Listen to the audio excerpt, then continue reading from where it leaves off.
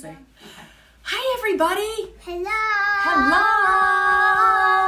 Hello. And welcome to Monday Social Distancing Story Time.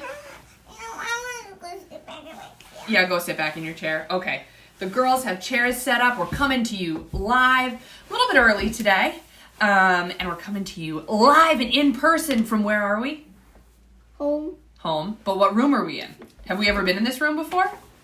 My room. We're in Stasha's room. It's so exciting. We've decided it's really fun to go to different rooms in the house to I don't know, switch things up, show off our amazing collection of stuffed animals and dolls and our creative bed making technique.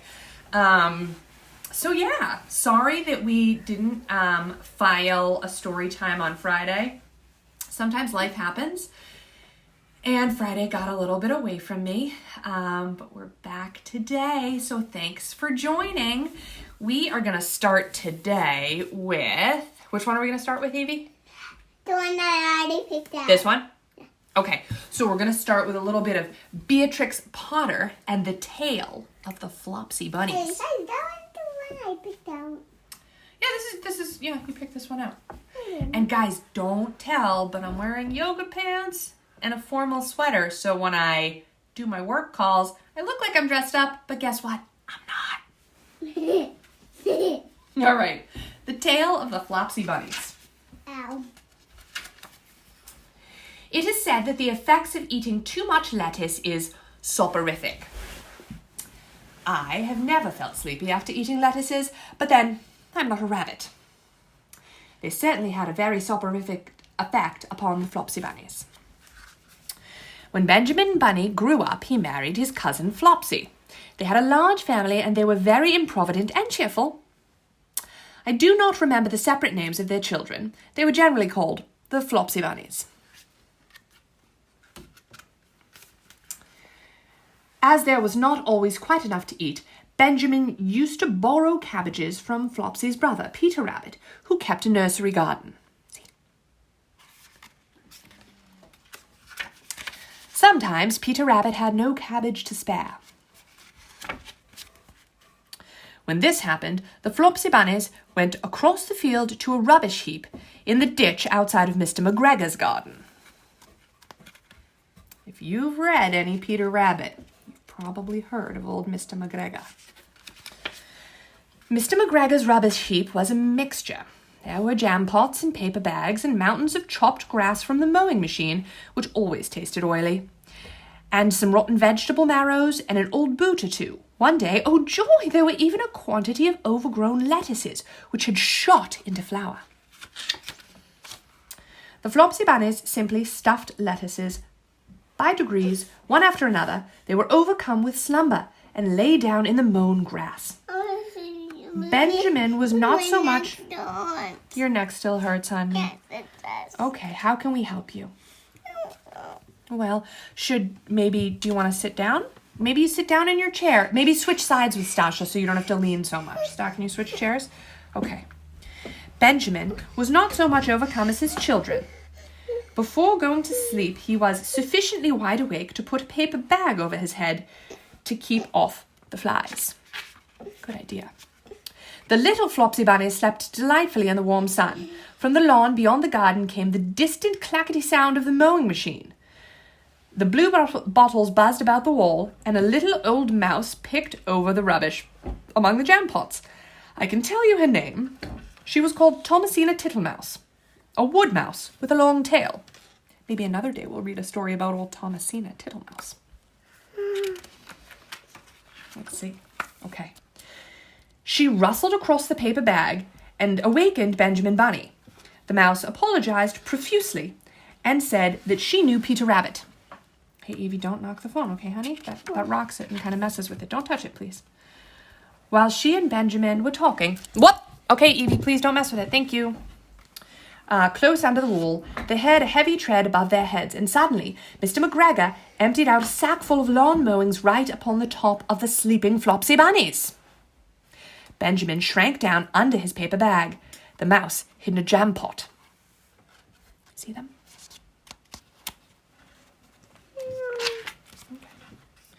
The little rabbits smiled sweetly in their sleep under the shower of grass. They did not awake because the lettuces had been so soporific. They dreamt that their mother Flopsy was tucking them up in a hay bed. Mr. McGregor looked down after emptying his sack. He saw some funny little brown tips of ears sticking up through the lawn mowings. He stared at them for some time. Presently, a fly settled on one of them, and it moved. Mr. McGregor climbed down onto the rubbish heap. 1, 2, 3, 4, 5, 6 little rabbits, he said, as he dropped them into his sack. The Flopsy Bunnies dreamt that their mother was turning them over in bed. They stirred a little in their sleep, but still they didn't wake up. Mr. McGregor tied up the sack and left it on the wall. He went to put away the mowing machine. While he was gone, Mrs. Flopsy Bunny, who had remained at home, came across the field. She looked suspiciously at the sack and wondered where everybody was. Why do you like that? Well, because Mrs. Flopsy Bunny has a little dress on, and she's saying, now I wonder what's in this sack, and where are all my little bunnies? Where are they? Do you think it broke? Well, let's see. I think it did broke. You think it broke? The dress? Yeah. I think it's just open so her tail can stick through. Then the mouse came out of a jam pot, and Benjamin took the paper bag off his head. Broke it. Okay, all right, let's see. Took the paper bag off his head, and they told the doleful tale. Benjamin and Flopsy were in despair. Okay, honey. I think it's gonna still... You gotta sit back, buddy. You gotta sit back. They could not undo the string, but Mrs. Tittlemouse... Okay, give me 1 second. Let me finish this little book, and then you can come sit on my lap, okay? Just sit there for 1 more minute. But Mrs. Tittlemouse was a resourceful person. She nibbled a hole in the bottom corner of the sack. The little rabbits were pulled out and pinched to wake them. Their parents stuffed the empty sack with... Oh, I think I must have...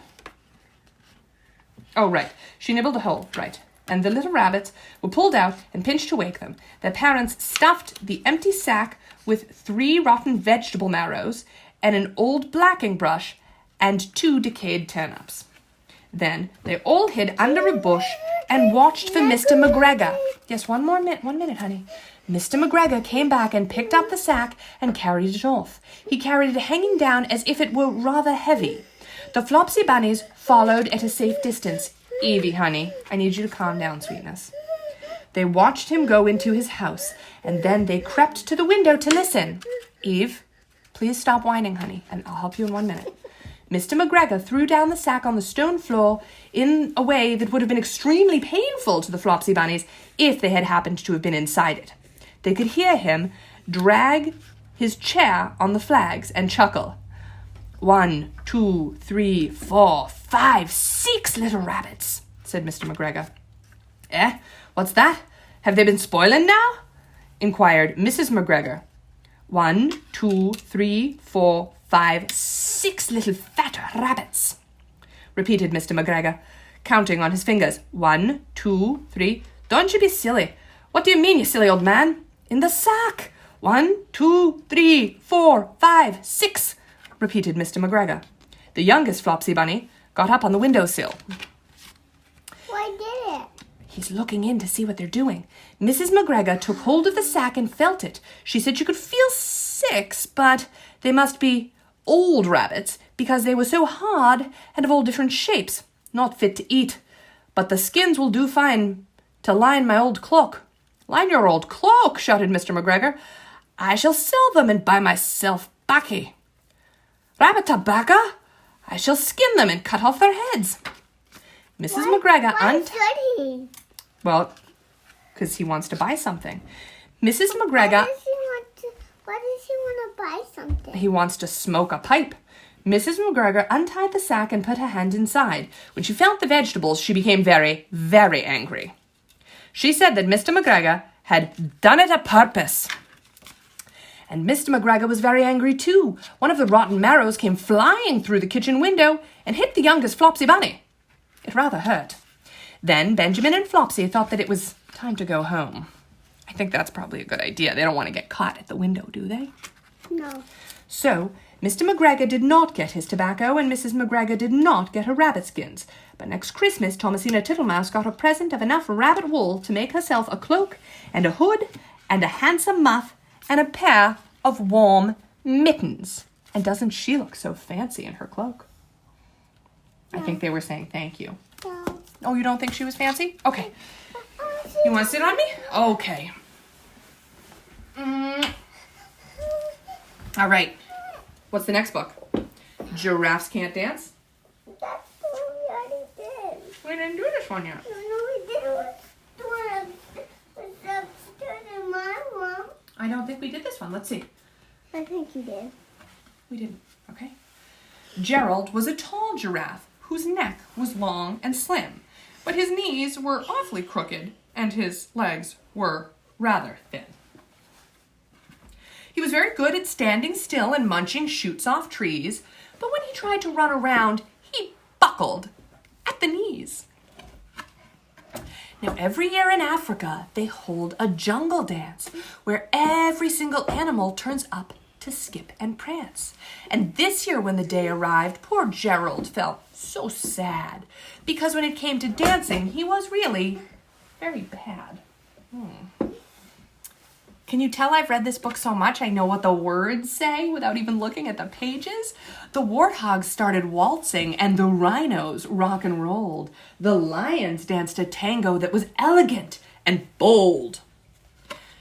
The chimps all did a cha-cha with a very Latin feel. Then 8 baboons teamed up for a splendid, Evie, please don't, Scottish reel.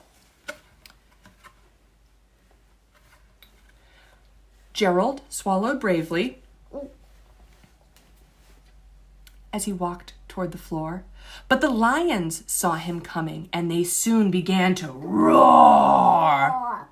Hey, look at clumsy Gerald, the animals all sneered. Giraffes can't dance, you silly fool. Oh, Gerald, you're so weird. Why is he? Gerald simply froze up. He was rooted to the spot. They're right, he thought. I'm useless. Oh, I feel like such a clot. So he crept off from the dance floor and he started walking home. He'd never felt so sad before, so sad and so alone. Then he found a little clearing and he looked up at the sky.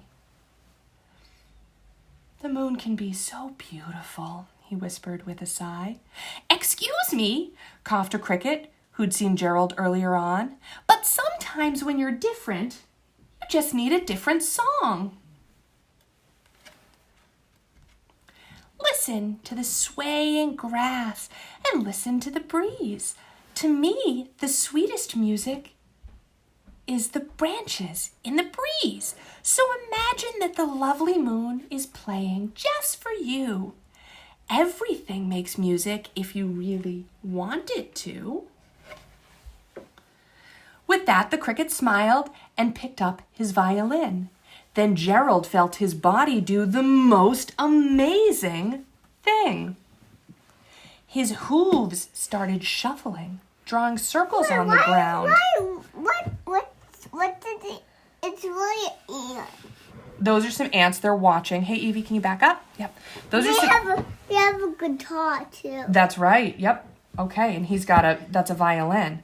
Making circles on the ground. His neck was gently swaying and his tail. No, it's really a guitar. You think it's a guitar? Anyway. Okay, well, his tail was swishing round. He threw his legs out sideways and swung them everywhere. Then he did a backward somersault and leapt up in the air. Look at that. Have you ever seen a giraffe do that? Why did it do that? Well, he was feeling the music, and he just did a little dance. Gerald felt so wonderful. His mouth was open wide. I am dancing. Yes, I am dancing, Gerald cried. Then one by one, each animal who'd been there at the dance arrived while Gerald boogied on and watched him. Eve, you've got to stop pushing this, okay? And watched him quite entranced. They shouted, "It's a miracle! We must be in a dream!" That's the baby one, right? Maybe. I think it's just a regular-sized hyena. Giraffes are pretty big. We must be in a dream. Gerald's the best dancer that we've ever seen. Evie, you've got to sit down, sweetheart, okay? Okay. Don't rock the table, okay? How did you learn to dance like that? Please, Gerald, tell us how. But Gerald simply twirled around and finished with a bow. Then he raised his head and looked up at the moon and stars above. We all could dance, he said, would we find music that we love. What's the matter, little bud? You okay? Not that one. Do you want to read the Easter one? No. The special Easter book? Do you want to read Cinderella? No. Do you want to read Those Darn Squirrels Fly South? Yeah. Oh, okay. Those Darn Squirrels. All right. Why don't you sit down so you can see the pictures, okay, hon? I don't want to see the pictures. You don't want to see the pictures? Okay. You just want to sit here? Okay, this is another one by Adam Rubin and Daniel Salmieri. Those Darn Squirrels Fly South. Never? Gee, we read this before bed with Stasha a lot. All right. Here we go. There we go. All right. Old Man Fookwire lived at the edge of town in a beautiful forest full of birds and squirrels. But he was such a grump. He scolded fireflies for being too bright. He yelled at clouds for being too fluffy. And when the lilacs bloomed, he pinched his nose with a clothespin so that he wouldn't have to smell their scent. What's wrong, sweetie? Your neck hurts? Okay, let's hear. Sit here. Sit here. Okay. Sit right here and let's see if that helps. Okay, little buddy? Okay. All right. Evie, can you believe it? He doesn't like how flowers smell. He says they're too stinky. Even for a grump like Fookwire, it had been a glorious summer. He spent... Why not? What's the matter? Why not? What? Stinky. Why does he think they're stinky? Yeah. I don't know, because he's kind of grumpy. Even for a grump like Fookwire, it had been a glorious summer.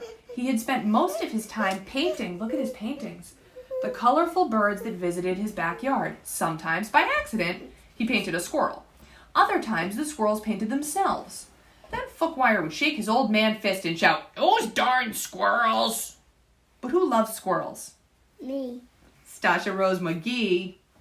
But now it was fall. The weather had turned crisp, the leaves had changed colors, and soon the birds would fly south for the winter. Fookwire would have to endure the long, cold winter months alone.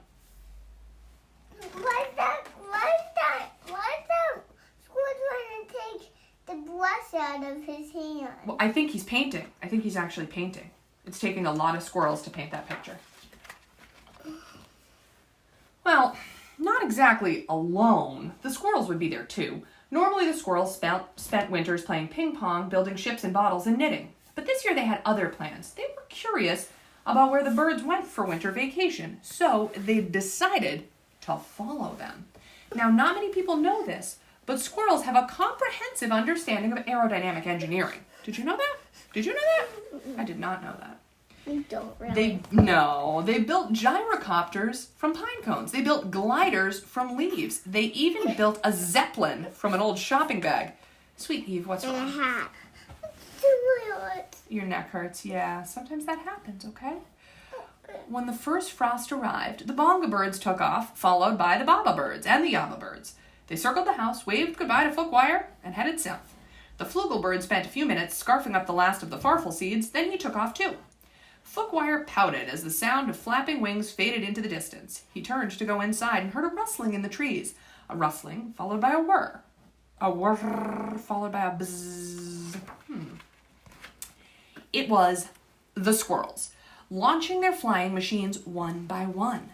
Some of the aircrafts flew straighter than others, but eventually they all flew up, up, and away from the harvest-colored treetops and into the cool, blue autumn air.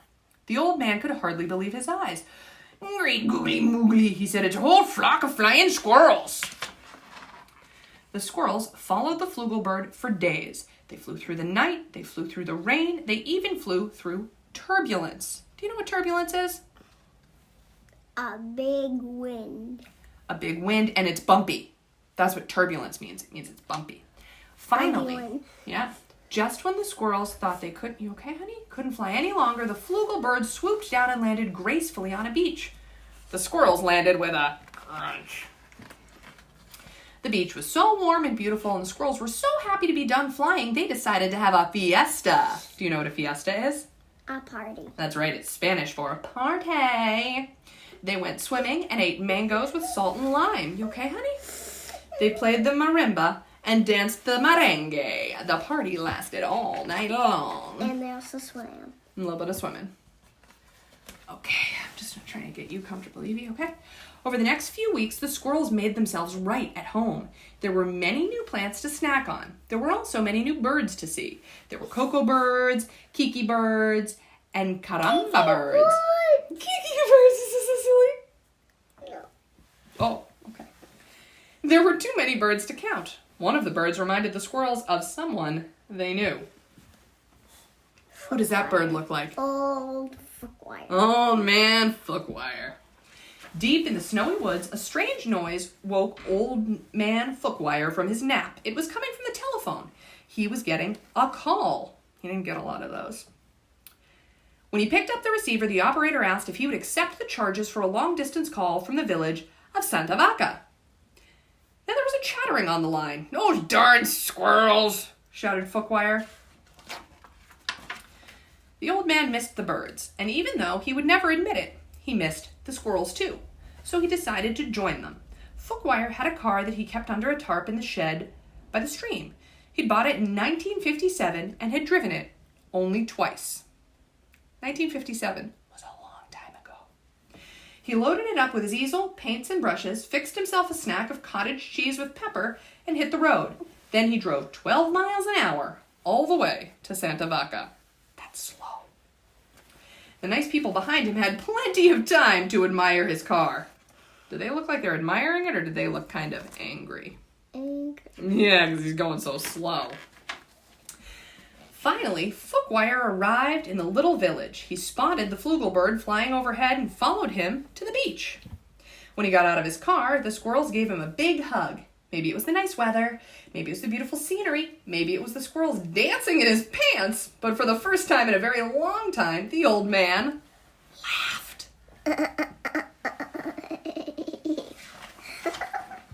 Soon, Fookwire set up his easel and began to paint the local birds. Dabadobo.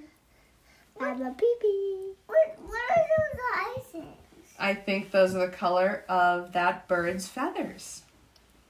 What's that? I think he has yellow dots on his wings. That's what his feathers look like. No, it's not. No, you don't think so? You think those are eyes? I'm not sure. I think they are eyes. Maybe. Okay.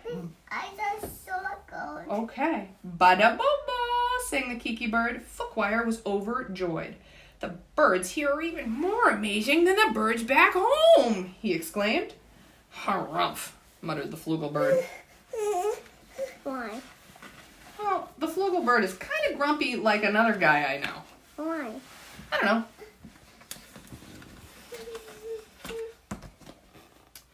The sun was very hot. Fookwire sweated, but he kept on painting.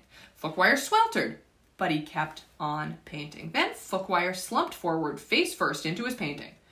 The squirrels dragged the old man into the shade and gave him some water.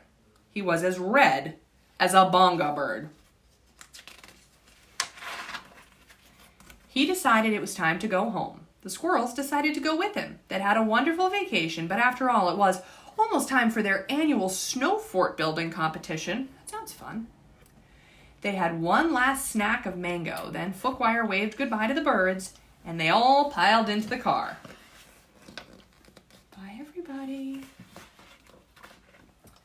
The trip back home was much quicker for all of them. The squirrels drove most of the way. And then what does Fookwire say? Those darn squirrels!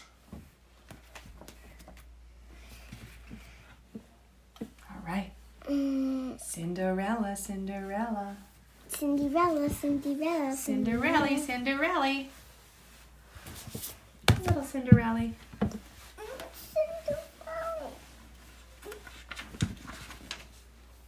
Once upon a time in a faraway kingdom, there lived a widowed gentleman and his lovely daughter, Ella. Ella was a beautiful girl. She had golden hair, and her eyes were as blue as forget-me-nots. The gentleman was a kind and devoted father, and he gave Ella everything her heart desired. Hold on, Evie. Let me just move this up. You're okay, bud. Okay, everything her heart desired. But he felt she needed a mother, so he married again, choosing for his wife a woman who had 2 daughters. Their names were Anastasia and Drizella. They look so mad. They do look kind of grumpy. Did we meet them at Disney World? Yeah. Yeah. And were they kind of crazy? Yeah. Yeah.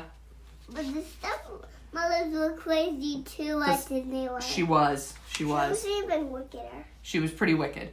So The gentleman soon died. Then the stepmother's true nature was revealed. She was only interested in her mean, selfish daughters. The stepmother gave Ella a little room in the attic, old rags to wear, and all the housework to do. Soon everyone called her Cinderella, because when she cleaned the fireplaces, she was covered with cinders. But Cinderella had many friends. The old horse, and Bruno the dog loved her. The mice loved her too. She protected them from her stepmother's nasty cat, Lucifer. No. 2 of her favorite mice were Gus and Jacques. Cinderella was kind to everyone, even Lucifer. But Lucifer took advantage of her kindness. Thank you, Eve. Lucifer liked to get Cinderella in trouble. Hey, that's when Sister. That's right. And she has a necklace on and she has a different dress. Yeah, that's right. One morning, he chased Gus into Anastasia's breakfast tray. She screamed and blamed Cinderella. Come here, the stepmother said to Cinderella. The windows. Wash them. Then scrub the terrace, sweep the halls, and of course, there's the laundry. In another part of the kingdom, the king was worrying about his son. It's high time he married and settled down, he told the Grand Duke. But sire, said the Grand Duke, we must be patient. No buts about it, shouted the king. We'll have a ball tonight and we'll be very romantic. Send out the invitations. When the invitation arrived, Cinderella's stepmother announced, There's a ball in honor of the prince. Every eligible maiden is to attend. Well, that means I can go too, Cinderella said. Well, I see no reason why you can't, said the stepmother, with a sly smile. If you can get your work done and if you can find something suitable to wear. Cinderella had hoped to fix her old party dress, but Anastasia and Drizella wanted her to help them instead. The stepmother kept her busy, too. Cinderella worked hard all day long. When she finally returned to her little attic room, it was almost time to leave for the ball, and her dress wasn't ready yet. But the loyal mice had managed to find ribbons, sashes, ruffles, and bows. The mice had sewn them to her party dress, and it looked beautiful. The stepsisters shrieked when they saw Cinderella. They're my ribbons! That's my sash! They tore her dress to shreds. Come along now, girls, said the stepmother, and they left Cinderella behind. Cinderella ran into the garden. She wept and wept. And the dog's running. And the horse is like, why is Cinderella crying? Suddenly a hush fell over the garden, and a cloud of lights began to twinkle and glow around Cinderella's head. Come now, dry those tears, in a gentle voice. Then a small woman appeared in the cloud. That was just a grandmother. I think it's her fairy godmother. You can't go to the ball looking like that. What in the world can I do with that wand? Magic wand? Gasped Cinderella. Then you must be your fairy godmother, the woman replied, pulling her magic wand out of thin air. The first thing you need is a pumpkin. A cloud of sparkles floated across the garden. A pumpkin rose up and swelled into an elegant coach. The mice turned into horses. The old horse became a coachman, and Bruno became a footman. Well, hop in, my dear, said the woman. But my dress, said Cinderella. The fairy godmother looked at it. Good heavens! With a wave of her wand, she turned the rags into an exquisite gown. Evie, honey, stop with the pages. On Cinderella's feet were tiny glass slippers. You'll only have till midnight, the fairy godmother said. "At the stroke of 12, the spell will be broken and everything will be back as it was before." Cinderella promised, Evie, honey, leave the page, promised to leave the ball on time. Then, under a shower of magic sparkles, she stepped into her coach and was swept away to the palace. When Cinderella arrived at the ball, the prince was yawning with boredom. Then he caught sight of her. Ignoring everyone else, the prince walked over to Cinderella. He kissed her hand and asked her to dance. They swirled off across the ballroom. The prince didn't leave Cinderella's side all night. They danced every dance together. As the lights dimmed and sweet music floated out into the summer night, Cinderella heard the clock begin to chime. Bong! "Oh my goodness," she gasped. "It's midnight. I must... Goodbye." "Wait, come back," called the prince. "I don't even know your name." Cinderella hurried down the palace steps. In her haste, she lost one of the glass slippers, but she had no time to pick it up. She leaped into the waiting coach. As soon as the coach went through the gates, the magic spell was broken. Cinderella found herself standing by the side of the road, dressed in her old rags. On one foot, she wore a glass slipper. It's still like a glass slipper, but why is the pumpkin, and why is the pumpkin broken? Well, all of the rest of the spells ended at midnight, but she kept the shoe. Her coachman was an old horse again, and her footman was Bruno the dog. Her coach was a hollow pumpkin, and her horses were 4 of her mouse friends. They looked sadly at Cinderella. They all hurried home. They had to be back before the others returned from the ball. The next day, the stepmother told the girls that the Grand Duke was coming to see them. "He's been hunting all night for that girl, the one who lost her slipper. That girl shall be the prince's bride." Cinderella smiled and hummed a waltz.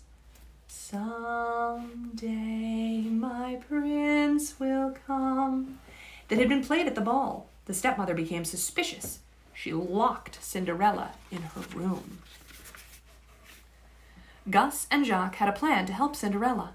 While Anastasia and Drizella tried to squeeze their big feet into the little glass slipper, the 2 mice sneaked into the upstairs and unlocked the door. Cinderella rushed downstairs to try on the glass slipper. "May I try it on?" Cinderella asked. The wicked stepmother fumed. She tripped the footman who was holding the glass slipper. It fell to the floor and broke into 1,000 pieces. "But you see," Cinderella said, reaching into her pocket, "I have the other slipper." She put it on, and it fit perfectly. From that moment on, everything was a dream come true. Cinderella went off to the palace with the happy Grand Duke. The prince was overjoyed to see her, and so was the king. Cinderella... Is the king that one? Yes. Is the Grand Duke that one? You got it, dude. Cinderella and the prince were soon married. In her happiness, Cinderella didn't forget about her animal friends. They all moved into the castle with her. And everyone in the kingdom was delighted with the prince's new bride. And Cinderella and the prince lived happily ever after. Okay, should we read one more book?